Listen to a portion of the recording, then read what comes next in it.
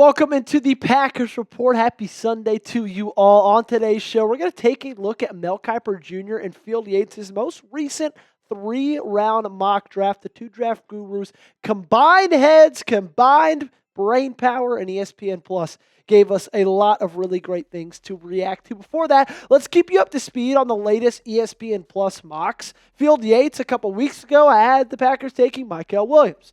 Kiper Jr. last week had the Packers taking Mykel Willaims. So it seems to think that if he's available in this draft, those two guys might believe that Mykel Willaims might be the pick. Stick around because I'll let you know who it is in just a second. But before that, this is exactly why you guys need to subscribe to the channel, because this article is taken from ESPN Plus, and we're giving it to you 100% free right here on the Packers Report. And ESPN Plus makes you pay $120 a year, right? So to show your appreciation and just to lock us in for the rest of eternity, go ahead right now and hit that subscribe button if you love free Packers content on the daily. Let's start with the first pick of this mock draft, which is Cam Ward. We're not going to go pick by pick, kind of just show you the highlights. Travis Hunter went to Cleveland, Abdul Carter to New York. Interesting look at Ashton Jeanty because he will be a Las Vegas Raider in this world. Matthew Golden goes to number 12 to the Dallas Cowboys. They do not take Tetairoa McMillan. Mike Green, edge rusher we've talked a lot about, goes to Atlanta, followed by Jahdae Barron, a cornerback that we talked a lot about, to Arizona. Nick Emanwari, the safety out of South Carolina, he goes to Tampa Bay. Amarian Hampton, the running back out of UNC, he is now a Denver Bronco, and that brings us to the 20s with the Pittsburgh Steelers at pick number 21. They're taking Derek Harmon, defensive tackle out of Oregon. The LA Chargers reach and get a Emeka Egbuka, wide receiver out of Ohio State. And here we go to pick number 23, where Kiper Jr. has the Green Bay Packers selecting Shemar Stewart. I'm not a big Shemar Stewart fan, okay? And I'm going to tell you why in just a second. Before you hear from me, here's what Mykel Yates had to say on the selection. Stewart has some of the most intriguing traits in his class. His speed, length, and power all pop on tape and were on full display at the Combine. However, he managed just 4.5 sacks in 3 seasons at A&M. This would be a bet on his potential for Green Bay. But there's no doubt they could use his upside and ability to get pressure off the edge. And I'm not going to lie to y'all, I'm going to throw up. I almost just hit my water bottle off the desk. That's how upset I am, because I am in no state to be any sort of impressed by Shemar Stewart. I get it. He's fast. I get it. He's quick off the jump. I get it. People think he has a high ceiling. But when he showed you year after year after year in college that he can't get to the quarterback, I don't know why we expect him to take a jump up in talent, come to the National Football League, and then everything's just going to go ahead and start to click. And you might say to me, Joey, what if he hasn't played in a ton of games? He has 37 games, 4.5 sacks. He averages a sack every 9 games almost? And I just think that this draft process is so interesting. And this where the oversaturation of draft analysis kind of upsets me. Because I believe too often we make the draft more about what these guys do from January to April than what they do from September to December, which makes absolutely no sense to me. We throw away everything they did with the helmets on, with the pads on, out there on the field with their brothers, with their teammates against good competition. We just, for some reason, say forget that, because every year in February they put on tights and they run 40 yards, and for some reason that means more than what they did when they were playing actual football. I will never understand it, and Shemar Stewart is the peak example of that process in this year's draft. I don't think he's going to be a star in the NFL. I get it. He has an incredibly high ceiling, but 4.5 sacks in college in 3 years and 37 games, I'm done. I don't want it. I'm sorry. So grade this pick for me in the comment section down below as I take a break. Catch my breath. Give me an A, B, C, D, or F in the comment section. Let me know your thoughts right now. Let's go to round 2. This one I like a little bit more, okay? I'm done with my negativity for the episode because Jaylin Noel is the selection, wide receiver out of Iowa State, and this guy's got a ton of phenomenal potential, okay?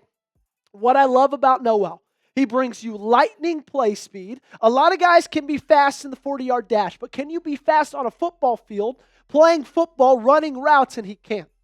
He's got legitimate run after catch ability. He's slippery at the top of his routes. I watched in this film him make multiple cornerbacks fall to the ground. He also has some alignment versatility. He played the majority of his time in the slot, but he can line up on the outside if need be. You can put him anywhere. And he's got just such great short area burst. He really has all the package when it comes to quickness. He had a 9.75 RAS score, which is his relative athletic score out of the combine. And I know I just talked about how sometimes the combine is overshadowed, and I'm going to keep that same sentiment when talking about Jaylin Noel. But what I love about him is not only did he score well, but he has the production in college to back it up, right? If you combine his last 2 years, he had over 2,000 receiving yards and 15 touchdowns on 144 catches. That's what I like to see. And he did it in an offense in Iowa State with a quarterback in Rocco Beck, who, I don't love. I think he's fine. But, this guy shined regardless.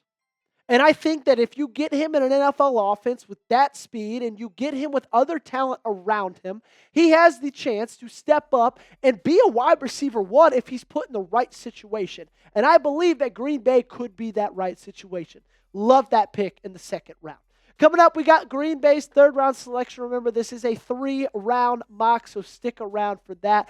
But before we get to that, I need to let you guys know. First off, happy draft week. Second off, if you're excited for the NFL draft, go ahead and do me one big favor by liking today's video. Go ahead, give me a thumbs up. Scroll down, you'll see the big thumb up button. Go ahead and click that for me if you're excited for the draft. Let's go back to defense. Defensive tackle T.J. Sanders out of the University of South Carolina. And I think T.J. Sanders has a chance to be a really good player. And we already know that Green Bay is legitimately interested in Sanders because they had a visit with him on April 5th, just a few weeks ago. So this isn't one of those mocks that's just saying, I might think they like him. They've kind of already proven that they've liked him because they've wanted him to come by for a visit. The production wasn't exactly anything unbelievable in 2024. 50 tackles, that's a good number. 4 sacks, 33 pressures. I really love what he can do as a pass rusher from that interior of the defensive line. He had a 9th best PFF pass rush grade among all defensive tackles in college football. And we all know that this team needs to get better in consistently rushing the passer.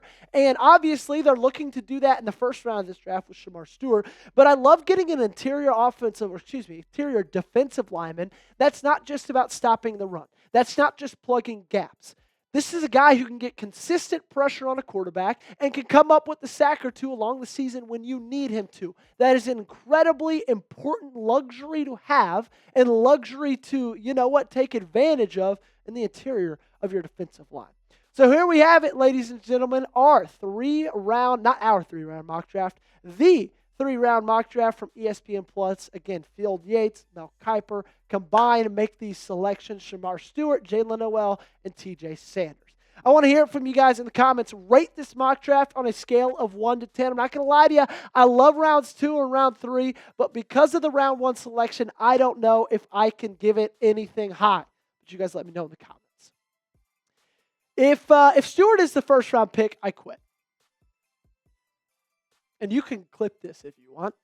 I'll go back. Hell, if he's the first round pick, I'll clip this and then we'll delete the channel. That's not true. We won't do that because I love doing this content for you guys every day. But I'm just saying all this to say that I really hope it's not Green Bay that takes a shot on Shemar Stewart. I really hope it's somebody else from picks 1 through 22. But I'm going to be honest with you guys. I think if he falls to 23, I don't think he's going to be the selection. I think Brian Gutekunst has made a selection like that before and kind of regrets it. And I just don't think it's going to be happening again this year in the 2025 NFL Draft. Make sure you guys subscribe because we'll give you the best draft coverage this entire week. So many videos, so many breakdowns, everything you want, you can find right here. So lock us in right now.